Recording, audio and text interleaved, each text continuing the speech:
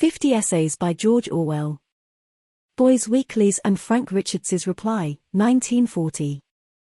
You never walk far through any poor quarter in any big town without coming upon a small newsagent's shop.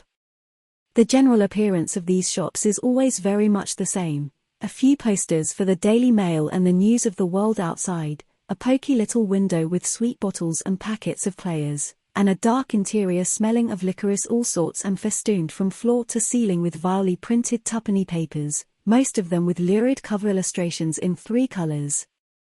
Except for the daily and evening papers, the stock of these shops hardly overlaps at all with that of the big newsagents. Their main selling line is the twopenny weekly, and the number and variety of these are almost unbelievable.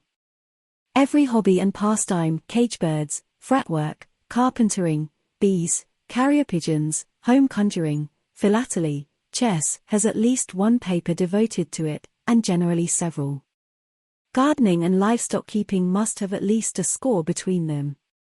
Then there are the sporting papers, the radio papers, the children's comics, the various snippet papers such as Titbits, the large range of papers devoted to the movies and all more or less exploiting women's legs, the various trade papers, the women's story papers, the Oracle, Secrets, Peg's paper, etc., etc., the needlework papers, these so numerous that a display of them alone will often fill an entire window, and in addition the long series of Yank mags, fight stories, action stories, Western short stories, etc., which are imported shop-soiled from America and sold at 2d halfpenny or 3d.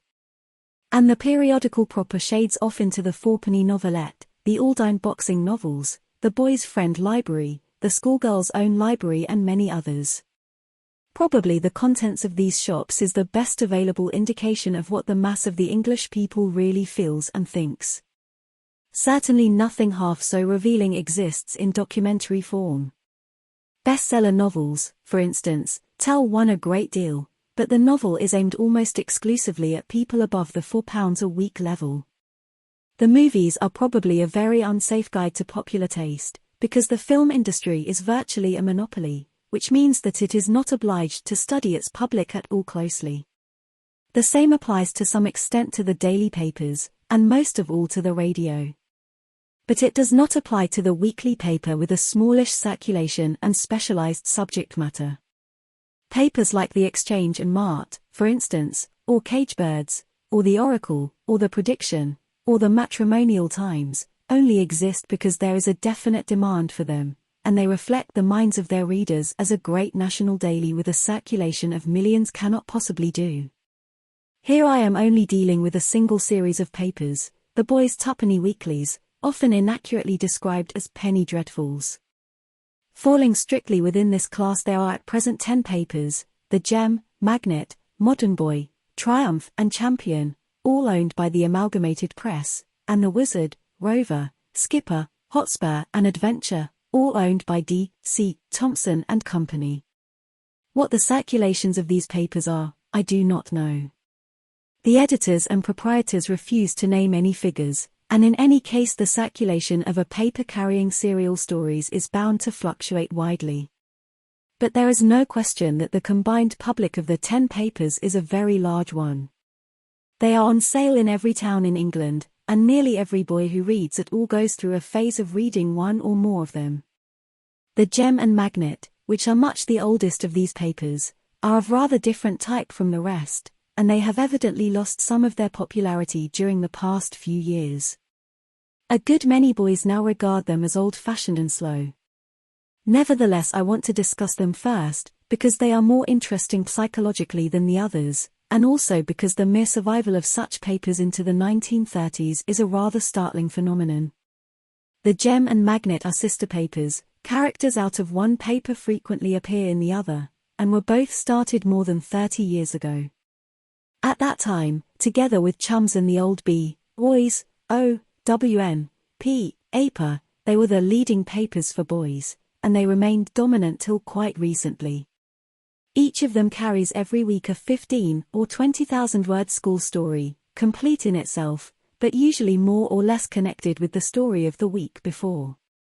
The Gem, in addition to its school story, carries one or more adventure serial Otherwise the two papers are so much alike that they can be treated as one, though the Magnet has always been the better known of the two, probably because it possesses a really first-rate character in the fat boy. Billy Bunter. The stories are stories of what purports to be public school life, and the schools, Greyfriars in the Magnet and St. Jim's in the Gem, are represented as ancient and fashionable foundations of the type of Eton or Winchester. All the leading characters are fourth-form boys aged 14 or 15, older or younger boys only appearing in very minor parts. Like Sexton Blake and Nelson Lee, these boys continue week after week and year after year, never growing any older. Very occasionally a new boy arrives or a minor character drops out, but in at any rate the last 25 years the personnel has barely altered. All the principal characters in both papers, Bob Cherry, Tom Merry, Harry Wharton, Johnny Bull, Billy Bunter and the rest of them were at Greyfriars or St. Jim's long before the Great War, exactly the same age as at present, having much the same kind of adventures and talking almost exactly the same dialect. And not only the characters but the whole atmosphere of both Gem and Magnet has been preserved unchanged, partly by means of very elaborate stylization. The stories in the Magnet are signed Frank Richards and those in the Gem, Martin Clifford, but a series lasting 30 years could hardly be the work of the same person every week. Consequently they have to be written in a style that is easily imitated, an extraordinary, artificial, repetitive style, quite different from anything else now existing in English literature. A couple of extracts will do as illustrations. Here is one from the Magnet. Groan. Shut up, Bunter. Groan. Shutting up was not really in Billy Bunter's line. He seldom shut up, though often requested to do so. On the present awful occasion the fat owl of Greyfriars was less inclined than ever to shut up. And he did not shut up. He groaned, and went on groaning. Even groaning did not fully express Bunter's feelings. His feelings, in fact, were inexpressible. There were 6 of them in the soup. Only one of the 6 uttered sounds of woe and lamentation. But that one, William George Bunter, uttered enough for the whole party and a little over. Harry Wharton and Go stood in a wrathy and worried group. They were landed and stranded, diddled, dished and done, etc., etc., etc. Here is one from the Gem. Oh qualms. Oh gum. Oh. Ugh. Arthur Augustus sat up dizzily. He grabbed his handkerchief and pressed it to his damaged nose. Tom Merry sat up, gasping for breath. They looked at one another. By Jove! This is a go, boy, gurgled Arthur Augustus. I have been thrown into quite a flutter. Ooh! The Watters! The Waffians! The fearful outsiders! Wow, etc., etc., etc. Both of these extracts are entirely typical. You would find something like them in almost every chapter of every number, today or 25 years ago. The first thing that anyone would notice is the extraordinary amount of tautology. The first of these 2 passages contains 125 words and could be compressed into about 30, seemingly designed to spin out the story, but actually playing its part in creating the atmosphere. For the same reason various facetious expressions are repeated over and over again. Wrathy, for instance, is a great favorite, and so is diddled, dished and done. Oh, grew, and yaroo. Stylized cries of pain recur constantly, and so does ha. Ha. Ha, always given a line to itself, so that sometimes a quarter of a column or thereabouts consists of ha. Ha. Ha. The slang, go and get coke, what the thump, you frabjous ass, etc., etc., has never been altered, so that the boys are now using slang which is at least 30 years out of date. In addition, the various nicknames are rubbed in on every possible occasion. Every few lines we are reminded that Harry Wharton and company are the famous 5. Bunter is always the fat owl or the owl of the remove, Vernon Smith is always the bounder of Greyfriars, Gussie, the Honourable Arthur Augustus Darcy, is always the swell of St. Jim's, and so on and so forth. There is a constant, untiring effort to keep the atmosphere intact and to make sure that every new reader learns immediately who is who. The result has been to make Greyfriars and St. Jim's into an extraordinary little world of their own, a world which cannot be taken seriously by anyone over 15, but which at any rate is not easily forgotten. By a debasement of the Dickens technique, a series of stereotyped characters has been built up, in several cases very successfully. Billy Bunter, for instance, must be one of the best-known figures in English fiction. For the mere number of people who know him, he ranks with Sexton Blake, Tarzan, Sherlock Holmes, and a handful of characters in Dickens. Needless to say, these stories are fantastically unlike life at a real public school. They run in cycles of rather differing types, but in general they are the clean fun, knockabout type of story, with interest centering round horseplay, practical jokes, ragging roasters, fights, canings, football, cricket and food. A constantly recurring story is one in which a boy is accused of some misdeed committed by another and is too much of a sportsman to reveal the truth. The good boys are good in the clean living Englishman tradition, they keep in hard training, wash behind their ears, never hit below the belt etc., etc., and by way of contrast there is a series of bad boys, Rack, Crook, Loader and others, whose badness consists in betting, smoking cigarettes and frequenting public houses. All these boys are constantly on the verge of expulsion, but as it would mean a change of personnel if any boy were actually expelled, no one is ever caught out in any really serious offense. Stealing, for instance, barely enters as a motif. Sex is completely taboo, especially in the form in which it actually arises at public schools. Occasionally girls enter into the stories, and very rarely there is something approaching a mild flirtation, but it is entirely in the spirit of clean fun. A boy and a girl enjoy going for bicycle rides together, that is all it ever amounts to. Kissing, for instance, would be regarded as soppy. Even the bad boys are presumed to be completely sexless. When the Gem and Magnet were started, it is probable that there was a deliberate intention to get away from the guilty sex-ridden atmosphere that pervaded so much of the earlier literature for boys. In the 90s, the Boys' Own paper, for instance, used to have its correspondence columns full of terrifying warnings against masturbation, and books like St. Winifred's and Tom Brown's School Days were heavy with homosexual feeling, though no doubt the authors were not fully aware of it. In the Gem and Magnet, sex simply does not exist as a problem. Religion is also taboo. In the whole 30 years issue of the two papers, the word God probably does not occur, except in God Save the King. On the other hand, there has always been a very strong temperance strain. Drinking and, by association, smoking are regarded as rather disgraceful even in an adult. Shady is the usual word, but at the same time as something irresistibly fascinating, a sort of substitute for sex. In their moral atmosphere, the Gem and Magnet have a great deal in common with the Boy Scout movement, which started at about the same time. All literature of this kind is partly plagiarism. Sexton Blake, for instance, started off quite frankly as an imitation of Sherlock Holmes, and still resembles him fairly strongly. He has hawk-like features, lives in Baker Street, smokes enormously and puts on a dressing gown when he wants to think. The Gem and Magnet probably owe something to the old-school story writers who were flourishing when they began, Gunby Haddath, Desmond Coke and the rest, but they owe more to 19th-century models. Insofar as Greyfriars and St. Jim's are like real schools at all, they are much more like Tom Brown's Rugby than a modern public school.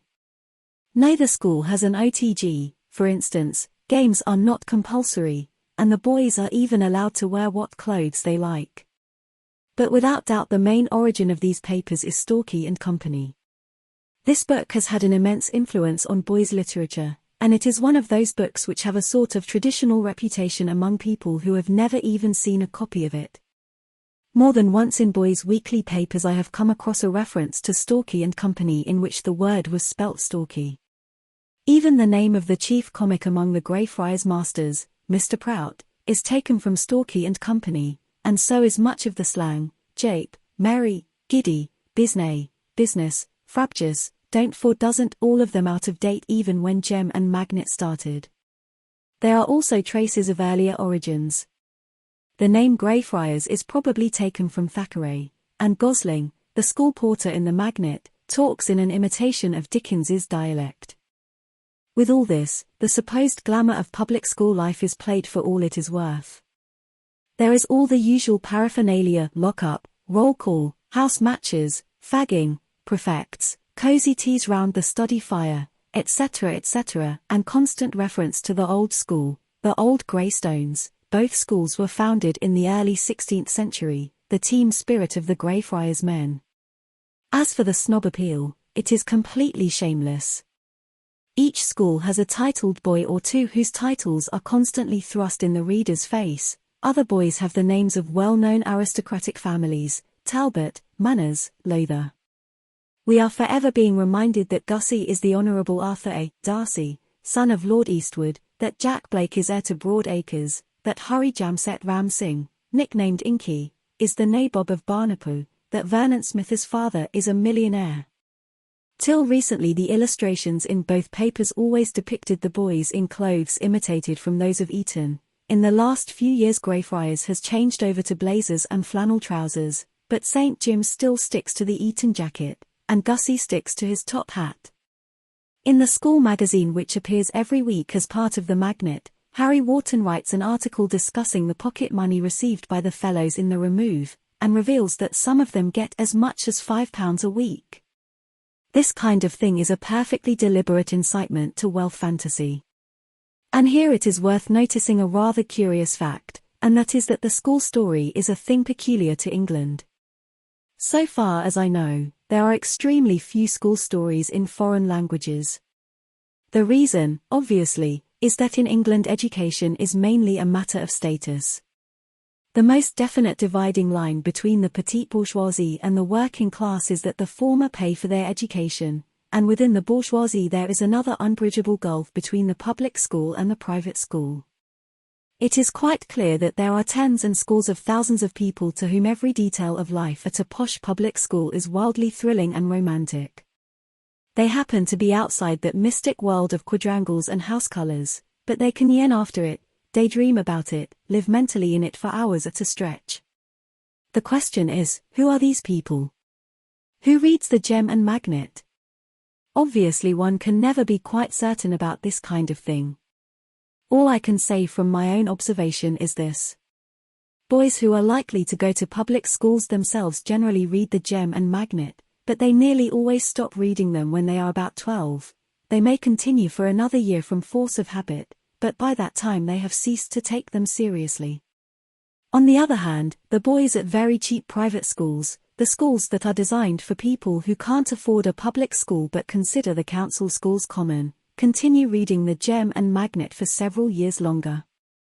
A few years ago I was a teacher at two of these schools myself. I found that not only did virtually all the boys read the Gem and Magnet, but that they were still taking them fairly seriously when they were 15 or even 16. These boys were the sons of shopkeepers, office employees, and small business and professional men, and obviously it is this class that the Gem and Magnet are aimed at. But they are certainly read by working-class boys as well. They are generally on sale in the poorest quarters of big towns, and I have known them to be read by boys whom one might expect to be completely immune from public school glamour. I have seen a young coal miner, for instance, a lad who had already worked a year or two underground, eagerly reading the Gem. Recently I offered a batch of English papers to some British legionaries of the French Foreign Legion in North Africa. They picked out the Gem and Magnet first. Both papers are much read by girls, and the pen pals department of the Gem shows that it is read in every corner of the British Empire, by Australians, Canadians, Palestine Jews, Malays, Arabs, Straits Chinese, etc., etc. The editors evidently expect their readers to be aged round about 14, and the advertisements, milk chocolate, postage stamps, water pistols, blushing cured, home conjuring tricks, itching powder, the fine fun ring which runs a needle into your friend's hand, etc., etc., indicate roughly the same age. There are also the Admiralty advertisements, however, which call for youths between 17 and 22. And there is no question that these papers are also read by adults. It is quite common for people to write to the editor and say that they have read every number of the Gem or Magnet for the past 30 years. Here, for instance, is a letter from a lady in Salisbury. I can say of your splendid yams of Harry Wharton and Company of Greyfriars, that they never fail to reach a high standard. Without doubt they are the finest stories of their type on the market today, which is saying a good deal. They seem to bring you face to face with nature. I have taken the Magnet from the start, and have followed the adventures of Harry Wharton and Company with rapt interest. I have no sons, but 2 daughters, and there's always a rush to be the first to read the grand old paper. My husband, too, was a staunch reader of the Magnet until he was suddenly taken away from us. It is well worth getting hold of some copies of the Gem and Magnet, especially the Gem, simply to have a look at the correspondence columns. What is truly startling is the intense interest with which the pettiest details of life at Greyfriars and St. Jim's are followed up. Here, for instance, are a few of the questions sent in by readers. What age is Dick Roylance? How old is St. Jim's? Can you give me a list of the Shell and their studies? How much did Darcy's monocle cost? How is it that fellows like Crook are in the Shell and decent fellows like yourself are only in the 4th? What are the form captain's 3 chief duties? Who is the chemistry master at St. Jim's? From a girl, where is St. Jim's situated? Could you tell me how to get there, as I would love to sec the building? Are you boys just phonies, as I think you are? It is clear that many of the boys and girls who write these letters are living a complete fantasy life. Sometimes a boy will write, for instance, giving his age, height, weight, chest and bicep measurements and asking which member of the Shell or 4th form he most exactly resembles. The demand for a list of the studies on the Shell passage, with an exact account of who lives in each, is a very common one. The editors, of course, do everything in their power to keep up the illusion. In the Gem Jack Blake is supposed to write answers to correspondence, and in the Magnet a couple of pages is always given up to the school magazine, the Greyfriars Herald, edited by Harry Wharton, and there is another page in which one or other character is written up each week. The stories run in cycles, 2 or 3 characters being kept in the foreground for several weeks at a time.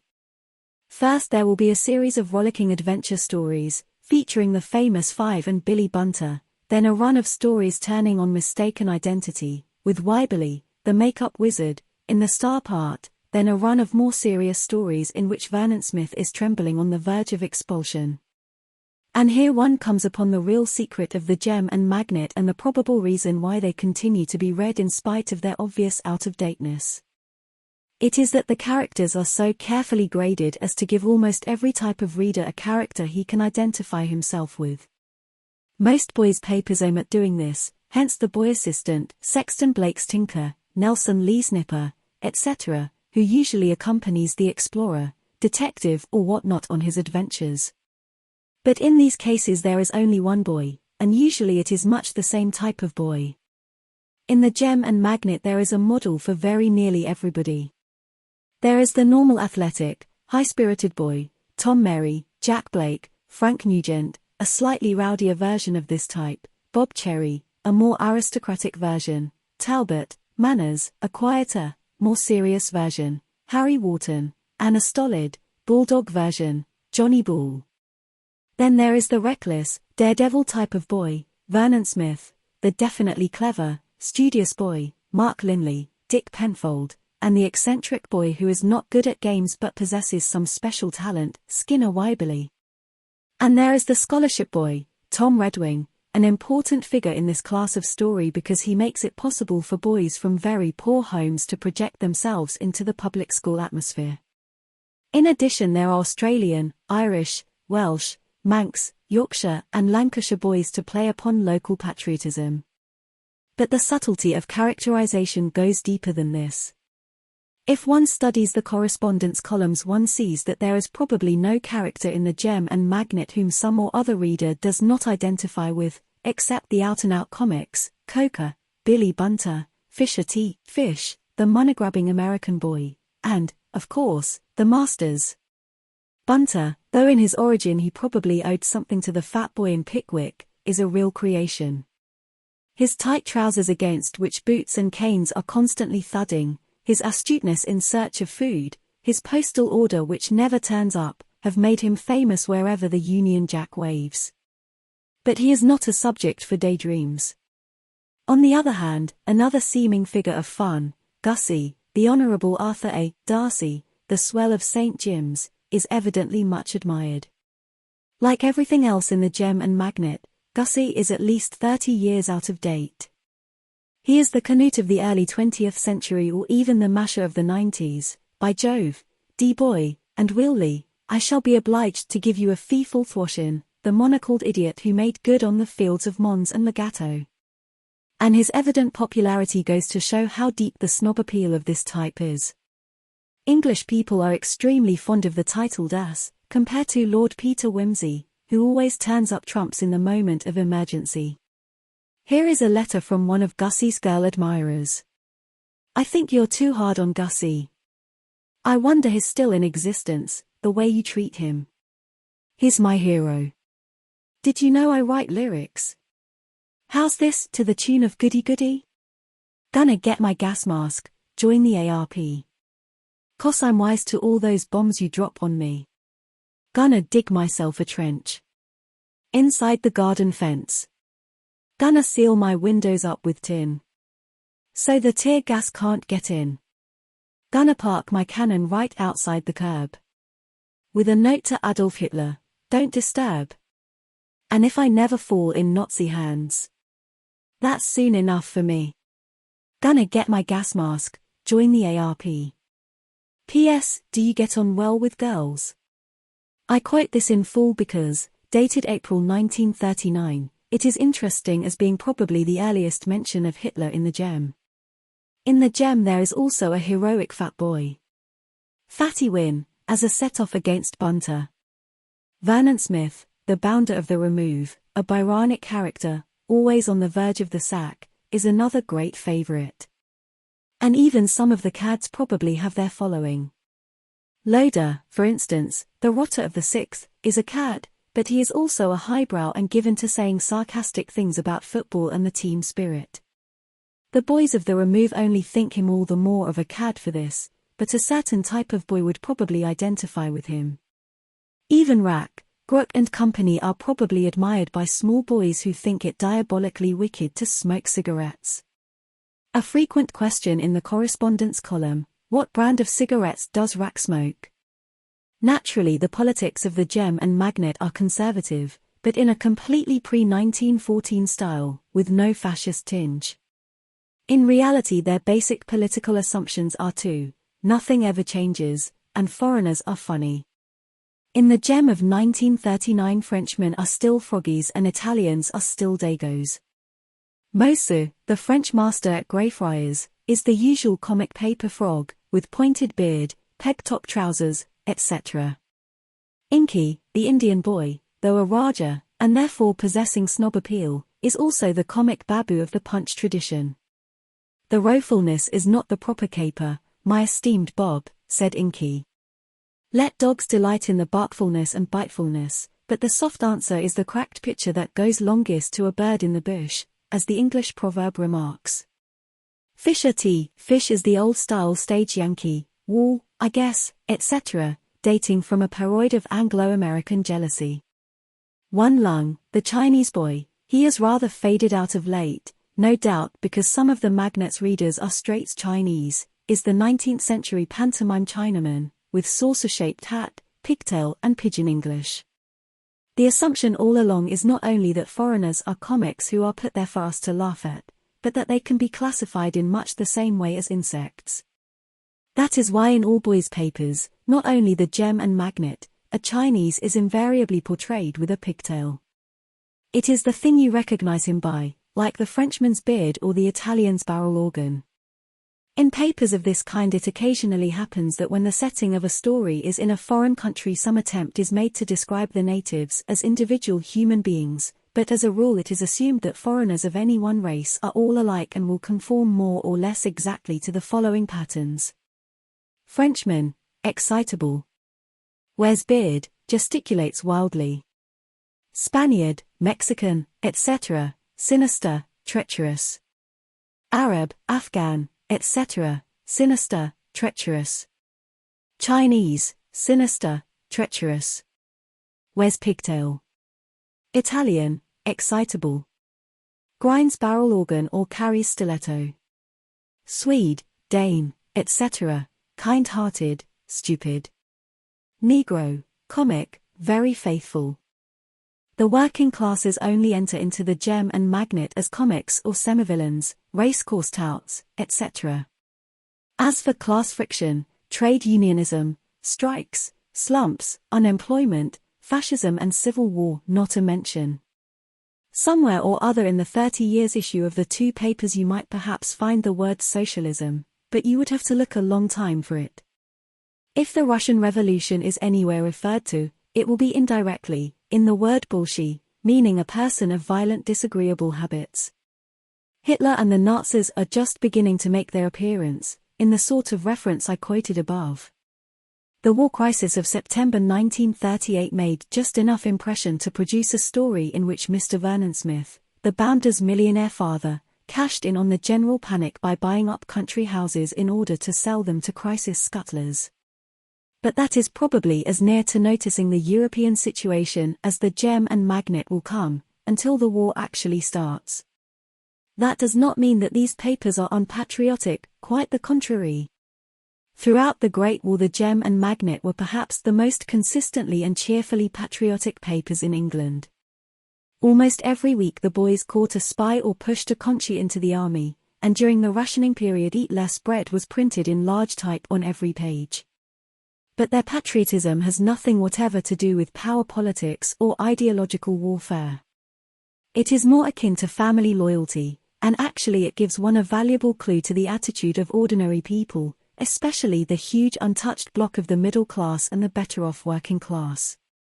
These people are patriotic to the middle of their bones, but they do not feel that what happens in foreign countries is any of their business. When England is in danger they rally to its defense as a matter of course, but in between times they are not interested. After all, England is always in the right and England always wins, so why worry? It is an attitude that has been shaken during the past 20 years, but not so deeply as is sometimes supposed. Failure to understand it is one of the reasons why left-wing political parties are seldom able to produce an acceptable foreign policy. The mental world of the gem and magnet, therefore, is something like this. The year is 1910 or 1940, but it is all the same. You are at Greyfriars, a rosy-cheeked boy of 14 in posh tailor-made clothes, sitting down to tea in your study on the remove passage after an exciting game of football which was won by an odd goal in the last half-minute. There is a cozy fire in the study, and outside the wind is whistling. The ivy clusters thickly round the old grey stones. The king is on his throne and the pound is worth a pound. Over in Europe the comic foreigners are jabbering and gesticulating, but the grim grey battleships of the British fleet are steaming up the channel and at the outposts of Empire the monocled Englishmen are holding the niggers at bay. Lord Maulevrier has just got another fiver and we are all settling down to a tremendous tea of sausages, sardines, crumpets, potted meat, jam and doughnuts. After tea we shall sit round the study fire having a good laugh at Billy Bunter and discussing the team for next week's match against Rookwood. Everything is safe, solid and unquestionable. Everything will be the same forever and ever. That approximately is the atmosphere. But now turn from the gem and magnet to the more up-to-date papers which have appeared since the Great War. The truly significant thing is that they have more points of resemblance to the gem and magnet than points of difference. But it is better to consider the differences first. There are 8 of these newer papers: The Modern Boy, Triumph, Champion, Wizard, Rover, Skipper, Hotspur and Adventure. All of these have appeared since the Great War, but except for The Modern Boy none of them is less than 5 years old.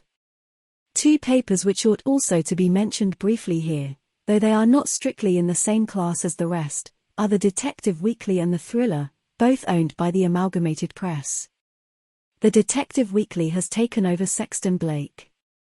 Both of these papers admit a certain amount of sex interest into their stories, and though certainly read by boys, they are not aimed at them exclusively. All the others are boys' papers, pure and simple, and they are sufficiently alike to be considered together. There does not seem to be any notable difference between Thompson's publications and those of the Amalgamated Press. As soon as one looks at these papers, one sees their technical superiority to the Gem and Magnet. To begin with, they have the great advantage of not being written entirely by one person. Instead of one long complete story, a number of the Wizard or Hotspur consists of half a dozen or more serials, none of which goes on forever. Consequently, there is far more variety and far less padding, and none of the tiresome stylization and facetiousness of the Gem and Magnet. Look at these two extracts, for example. Billy Bunter groaned. A quarter of an hour had elapsed out of the 2 hours that Bunter was booked for extra French. In a quarter of an hour there were only 15 minutes. But every one of those minutes seemed inordinately long to Bunter.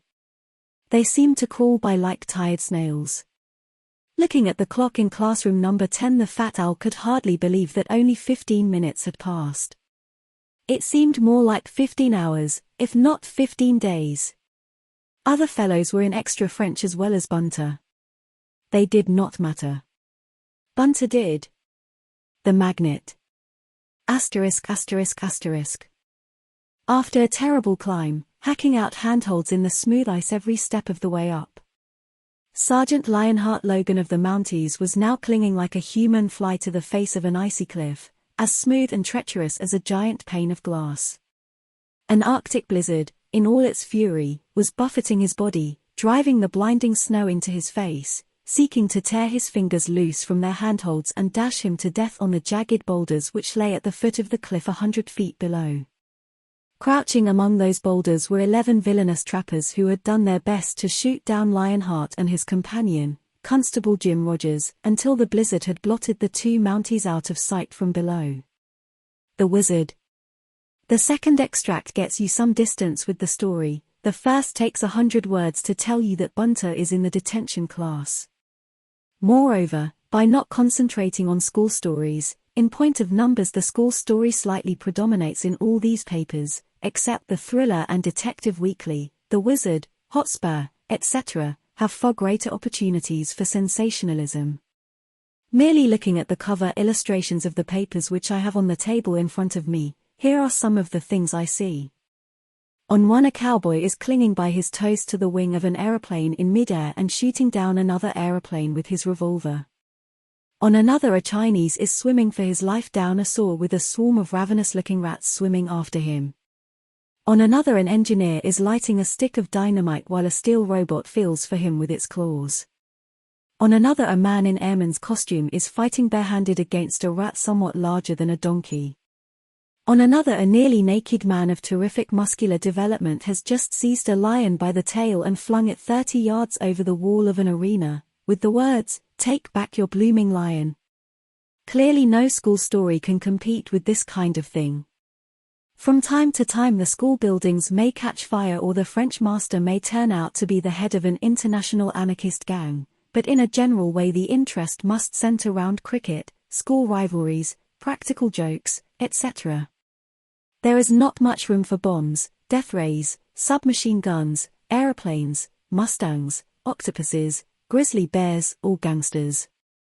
Examination of a large number of these papers shows that, putting aside school stories, the favorite subjects are Wild West, Frozen North, Foreign Legion, crime, always from the detective's angle, the Great War, Air Force or Secret Service, not the infantry, the Tarzan motif in varying forms, professional football, tropical exploration, historical romance, Robin Hood, Cavaliers and Roundheads, etc., and scientific invention. The Wild West still leads, at any rate as a setting, though the Red Indian seems to be fading out.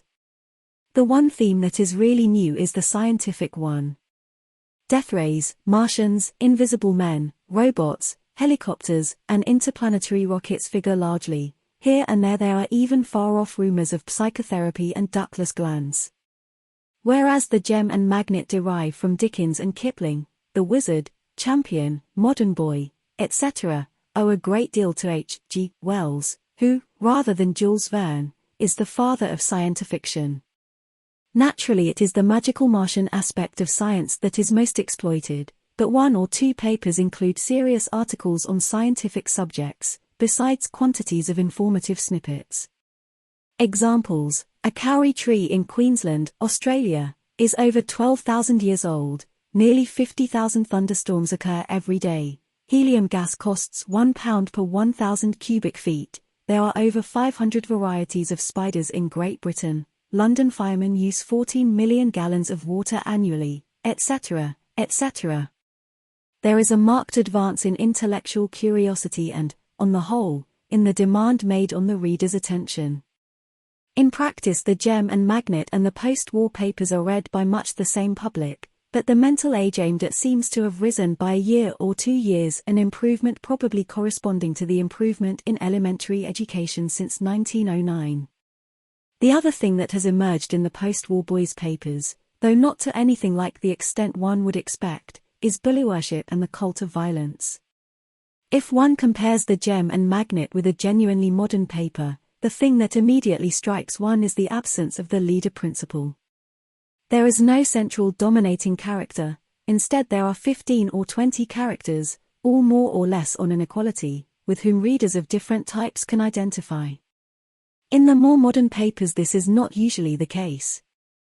Instead of identifying with a schoolboy of more or less his own age, the reader of the Skipper, Hotspur, etc., is led to identify with a G-man, with a foreign legionary, with some variant of Tarzan, with an air ace, a master spy, an explorer, a pugilist, at any rate with some single all-powerful character who dominates everyone about him and whose usual method of solving any problem is a sock on the jaw. This character is intended as a Superman, and as physical strength is the form of power that boys can best understand, he is usually a sort of human gorilla. In the Tarzan type of story he is sometimes actually a giant, 8 or 10 feet high. At the same time, the scenes of violence in nearly all these stories are remarkably harmless and unconvincing. There is a great difference in tone between even the most bloodthirsty English paper and the threepenny Yank mags, fight stories, action stories, etc., not strictly boys' papers, but largely read by boys. In the Yank mags you get real bloodlust, really gory descriptions of the all-in, jump on his testicles style fighting, written in a jargon that has been perfected by people who brood endlessly on violence. A paper like Fight Stories, for instance, would have very little appeal except to sadists and masochists. You can see the comparative gentleness of the English civilization by the amateurish way in which prize fighting is always described in the boys' weeklies. There is no specialized vocabulary. Look at these 4 extracts, 2 English, 2 American. When the gong sounded, both men were breathing heavily and each had great red marks on his chest. Bill's chin was bleeding, and Ben had a cut over his right eye. Into their corners they sank, but when the gong clanged again they were up swiftly, and they went like tigers at each other. Rover. Asterisk asterisk asterisk. He walked in stolidly and smashed a club-like right to my face. Blood spattered and I went back on my heels, but surged in and ripped my right under the heart. Another right smashed full on Ben's already battered mouth, and, spitting out the fragments of a tooth, he crashed a flailing left to my body. Fight Stories. Asterisk asterisk asterisk. It was amazing to watch the Black Panther at work. His muscles rippled and slid under his dark skin. There was all the power and grace of a giant cat in his swift and terrible onslaught. He volleyed blows with a bewildering speed for so huge a fellow. In a moment Ben was simply blocking with his gloves as well as he could. Ben was really a past master of defense. He had many fine victories behind him. But the Negro's rights and lefts crashed through openings that hardly any other fighter could have found. Wizard. Asterisk asterisk asterisk. Haymakers which packed the bludgeoning weight of forest monarchs crashing down under the axe hulled into the bodies of the 2 heavies as they swapped punches. Fight Stories. Notice how much more knowledgeable the American extracts sound. They are written for devotees of the prize ring, the others are not. Also, it ought to be emphasized that on its level the moral code of the English boys' papers is a decent one.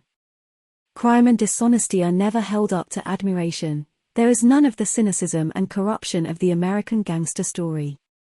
The huge sale of the Yank mags in England shows that there is a demand for that kind of thing, but very few English writers seem able to produce it. When hatred of Hitler became a major emotion in America, it was interesting to see how promptly anti-fascism was adapted to pornographic purposes by the editors of the Yank mags. One magazine which I have in front of me is given up to a long, complete story, When Hell Came to America, in which the agents of a blood-maddened European dictator are trying to conquer the USA with death rays and invisible aeroplanes. There is the frankest appeal to sadism, scenes in which the Nazis tie bombs to women's backs and fling them off heights to watch them blown to pieces in midair, others in which they tie naked girls together by their hair and prod them with knives to make them dance, etc., etc. The editor comments solemnly on all this, and uses it as a plea for tightening up restrictions against immigrants. On another page of the same paper, Lives of the Hotcha Chorus Girls reveals all the intimate secrets and fascinating pastimes of the famous Broadway Hotcha girls. Nothing is omitted. Price 10c. How to Love. 10c. French photo ring. 25c. Naughty nudies transfers. From the outside of the glass you see a beautiful girl, innocently dressed. Turn it around and look through the glass and oh, what a difference! Set of 3 transfers 25c, etc., etc., etc. There is nothing at all like this in any English paper likely to be read by boys. But the process of Americanization is going on all the same. The American ideal, the he-man, the tough guy, the gorilla who puts everything right by socking everybody on the jaw, now figures in probably a majority of boys' papers. In one serial now running in the Skipper he is always portrayed ominously enough, swinging a rubber truncheon.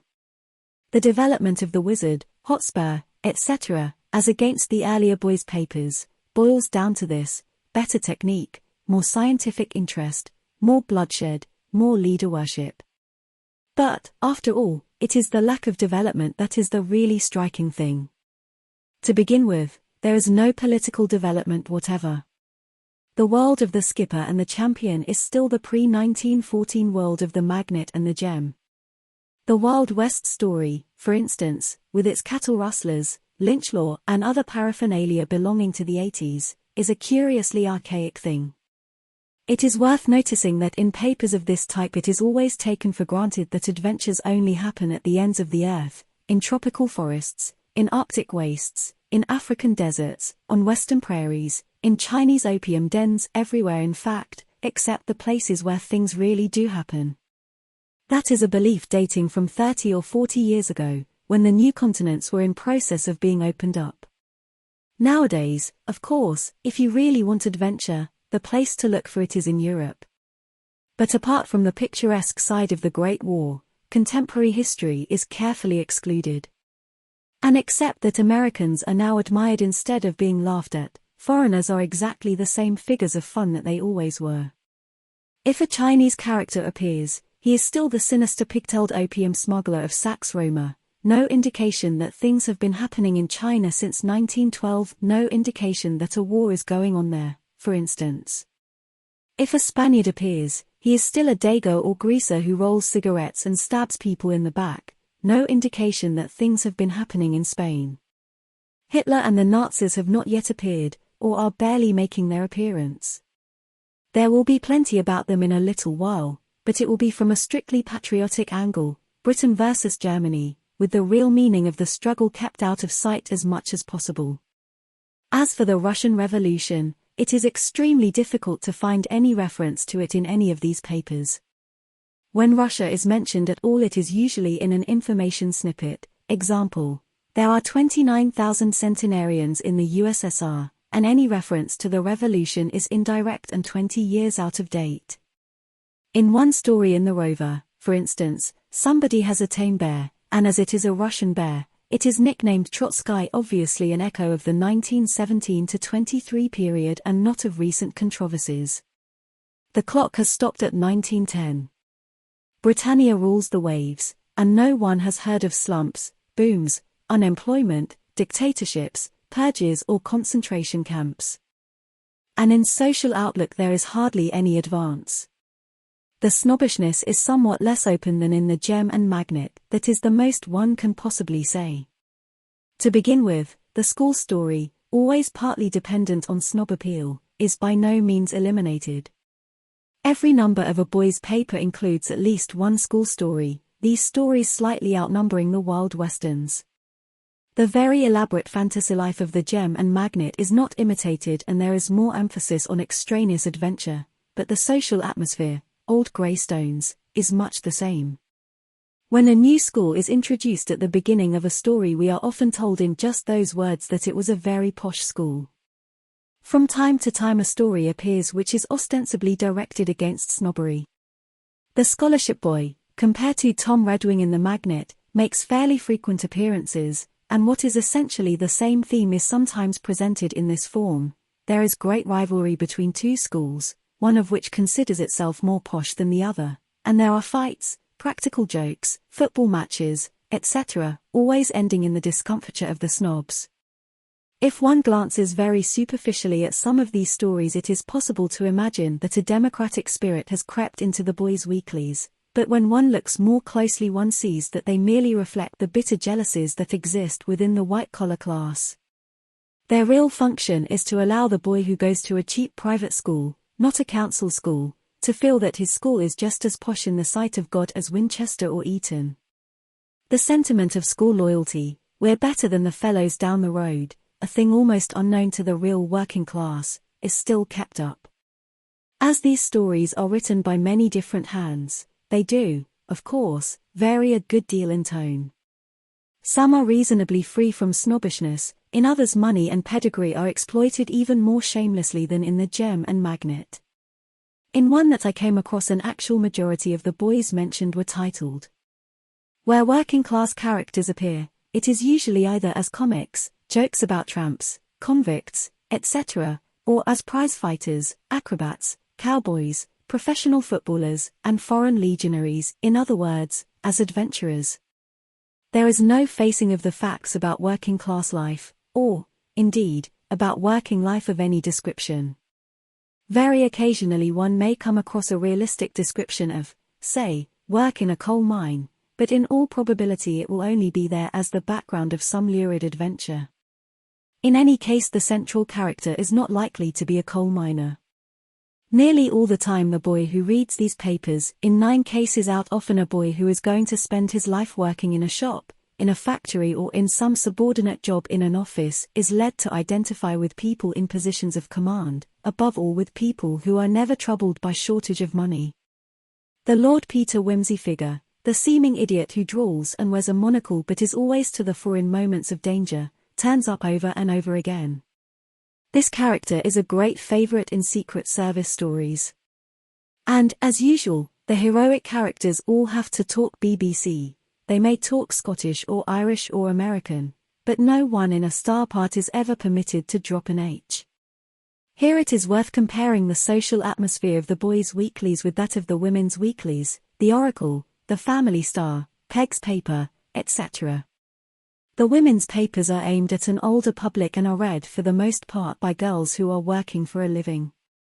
Consequently they are on the surface much more realistic. It is taken for granted, for example, that nearly everyone has to live in a big town and work at a more or less dull job. Sex, so far from being taboo, is the subject. The short, complete stories, the special feature of these papers, are generally of the Came the Dawn type. The heroine narrowly escapes losing her boy to a designing rival, or the boy loses his job and has to postpone marriage, but presently gets a better job. The changeling fantasy, a girl brought up in a poor home is really the child of rich parents, is another favorite. Where sensationalism comes in, usually in the serials, it arises out of the more domestic type of crime, such as bigamy, forgery or sometimes murder, No Martians, death rays, or international anarchist gangs. These papers are at any rate aiming at credibility, and they have a link with real life in their correspondence columns, where genuine problems are being discussed. Ruby M. Ayres's column of advice in the Oracle, for instance, is extremely sensible and well written. And yet the world of the Oracle and Peg's paper is a pure fantasy world. It is the same fantasy all the time, pretending to be richer than you are. The chief impression that one carries away from almost every story in these papers is of a frightful, overwhelming refinement. Ostensibly the characters are working-class people, but their habits, the interiors of their houses, their clothes, their outlook and, above all, their speech are entirely middle class. They are all living at several pounds a week above their income. And needless to say, that is just the impression that is intended. The idea is to give the bored-factory girl or worn-out mother of 5 a dream life in which she pictures herself not actually as a duchess, that convention has gone out, but as, say, the wife of a bank manager. Not only is a £5 to £6 a week standard of life set up as the ideal, but it is tacitly assumed that that is how working-class people really do live. The major facts are simply not faced. It is admitted, for instance, that people sometimes lose their jobs, but then the dark clouds roll away and they get better jobs instead. No mention of UN employment as something permanent and inevitable, no mention of the dole, no mention of trade unionism. No suggestion anywhere that there can be anything wrong with the system as a system.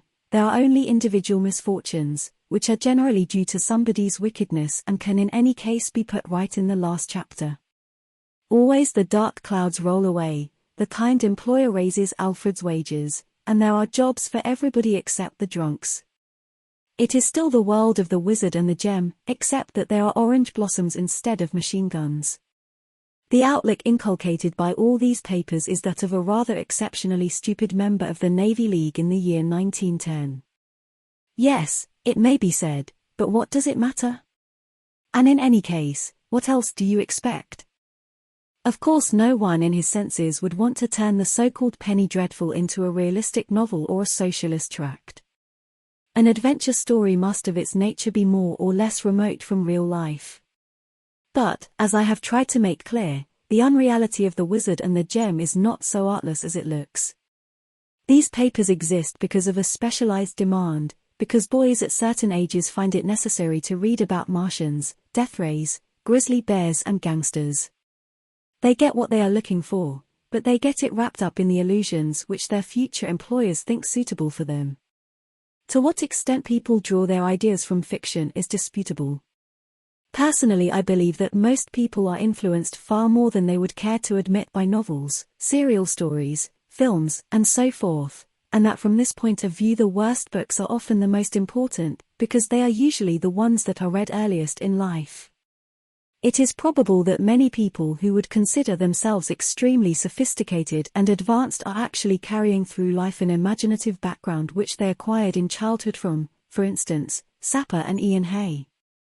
If that is so, the boys' twopenny weeklies are of the deepest importance.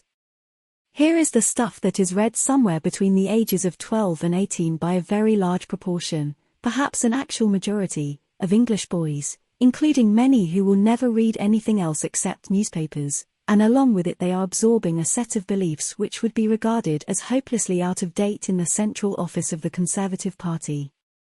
All the better because it is done indirectly. There is being pumped into them the conviction that the major problems of our time do not exist, that there is nothing wrong with laissez-faire capitalism, that foreigners are UN important comics and that the British Empire is a sort of charity concern which will last forever. Considering who owns these papers, it is difficult to believe that this is UN intentional. Of the 12 papers I have been discussing, i.e. 12 including the thriller and detective weekly, 7 are the property of the Amalgamated Press, which is one of the biggest press combines in the world and controls more than 100 different papers. The Gem and Magnet, therefore, are closely linked up with the Daily Telegraph and the Financial Times. This in itself would be enough to rouse certain suspicions, even if it were not obvious that the stories in the boys' weeklies are politically vetted. So it appears that if you feel the need of a fantasy life in which you travel to Mars and fight lions barehanded, and what boy doesn't, you can only have it by delivering yourself over, mentally, to people like Lord Camrose. For there is no competition. Throughout the whole of this run of papers the differences are negligible, and on this level no others exist. This raises the question, why is there no such thing as a left-wing boys' paper? At first glance such an idea merely makes one slightly sick. It is so horribly easy to imagine what a left-wing boys' paper would be like, if it existed. I remember in 1920 or 1921 some optimistic person handing round communist tracts among a crowd of public school boys. The tract I received was of the question and answer kind. Q. Can a boy communist be a Boy Scout, comrade? A. No, comrade. Q. Why, comrade? A. Because, comrade, a Boy Scout must salute the Union Jack, which is the symbol of tyranny and oppression, etc., etc. Now suppose that at this moment somebody started a left-wing paper deliberately aimed at boys of 12 or 14. I do not suggest that the whole of its contents would be exactly like the tract I have quoted above, but does anyone doubt that they would be something like it? Inevitably such a paper would either consist of dreary uplift or it would be under communist influence and given over to adulation of Soviet Russia. In either case no normal boy would ever look at it. Highbrow literature apart, the whole of the existing left-wing press, insofar as it is at all vigorously left, is one long tract. The one socialist paper in England which could live a week on its merits as a paper is the Daily Herald, and how much socialism is there in the Daily Herald? At this moment, therefore, a paper with a left slant and at the same time likely to have an appeal to ordinary boys in their teens is something almost beyond hoping for. But it does not follow that it is impossible. There is no clear reason why every adventure story should necessarily be mixed up with snobbishness and gutter patriotism. For, after all, the stories in The Hotspur and The Modern Boy are not conservative tracts, they are merely adventure stories with a conservative bias. It is fairly easy to imagine the process being reversed. It is possible, for instance, to imagine a paper as thrilling and lively as The Hotspur, but with subject matter and ideology a little more up to date. It is even possible, though this raises other difficulties, to imagine a women's paper at the same literary level as The Oracle, dealing in approximately the same kind of story, but taking rather more account of the realities of working-class life. Such things have been done before, though not in England. In the last years of the Spanish monarchy there was a large output in Spain of left-wing novelettes, some of them evidently of anarchist origin. Unfortunately at the time when they were appearing I did not see their social significance, and I lost the collection of them that I had, but no doubt copies would still be procurable. In get-up and style of story they were very similar to the English fourpenny novelette, except that their inspiration was left. If, for instance, a story described police pursuing anarchists through the mountains, it would be from the point of view of the anarchist and not of the police. An example nearer to hand is the Soviet film Chapayev, which has been shown a number of times in London. Technically, by the standards of the time when it was made, Chapayev is a first-rate film, but mentally, in spite of the unfamiliar Russian background, it is not so very remote from Hollywood. The one thing that lifts it out of the ordinary is the remarkable performance by the actor who takes the part of the white officer, the fat one, a performance which looks very like an inspired piece of gagging. Otherwise the atmosphere is familiar. All the usual paraphernalia is there: heroic fight against odds, escape at the last moment, shots of galloping horses, love interest, comic relief. The film is in fact a fairly ordinary one, except that its tendency is left. In a Hollywood film of the Russian Civil War the whites would probably be angels and the reds demons. In the Russian version the reds are angels and the whites demons. That is also a lie, but, taking the long view, it is a less pernicious lie than the other. Here several difficult problems present themselves. Their general nature is obvious enough, and I do not want to discuss them. I am merely pointing to the fact that, in England, popular imaginative literature is a field that left-wing thought has never begun to enter. All fiction from the novels in the mushroom libraries downwards is censored in the interests of the ruling class. And boys' fiction above all, the blood and thunder stuff which nearly every boy devours at some time or other, is sodden in the worst illusions of 1910. The fact is only unimportant if one believes that what is read in childhood leaves no impression behind.